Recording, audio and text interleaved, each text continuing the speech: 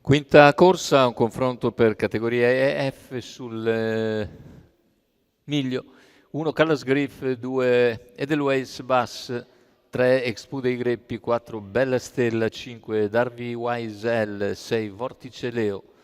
In seconda linea 7 Dukez, 8 Dylan Pax, favori in chiusura per Dukez, molte simpatie però anche per Expo dei Greppi.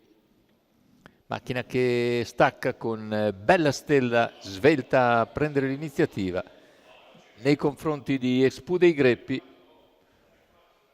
che si presenterà probabilmente al suo esterno.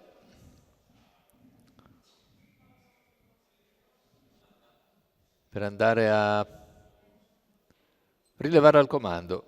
E così Expo davanti a Bella Stella, mentre per corsie esterne è rimasto Darby Wiesel con Vortice Leo che ha un'incertezza.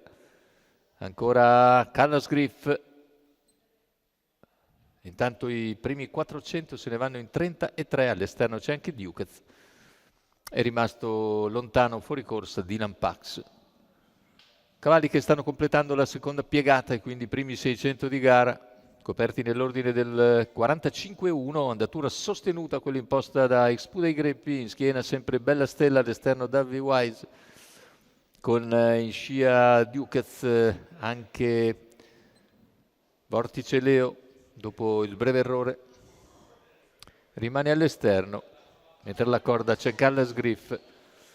Cavalli che sono ora sulla penultima piegata, sempre condotti da Expo dei Greppi che guida liberamente, completa un chilometro iniziale sotto l'1,15.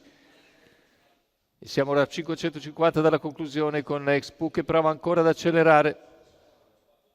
Dura per i cavalli all'esterno e Bella Stella è l'unica per il momento a seguire Expo dei Greppi. Prova a spostare Dukez in terza corsia, ma scappa intanto Expo dei Greppi da Bella Stella, terza posizione per Callas Griff. Sembra dura per i cavalli all'esterno e così retta d'arrivo. Expo dei Greppi e Bella Stella sono nettamente avanti agli altri. Expo dei Greppi nel finale cerca di controllare i tentativi di Bella Stella. Expo dei Greppi si afferma nettamente. Bella Stella è buona seconda, terzo posto per Callas Griff, 1.14.5 con 32 a chiudere per Expo dei Greppi, che Alessandro Dettoris porta un bel primo piano, anche in questo caso corsa di testa.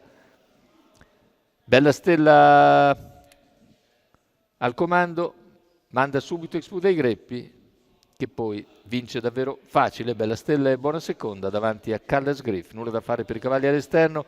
Successo quindi per il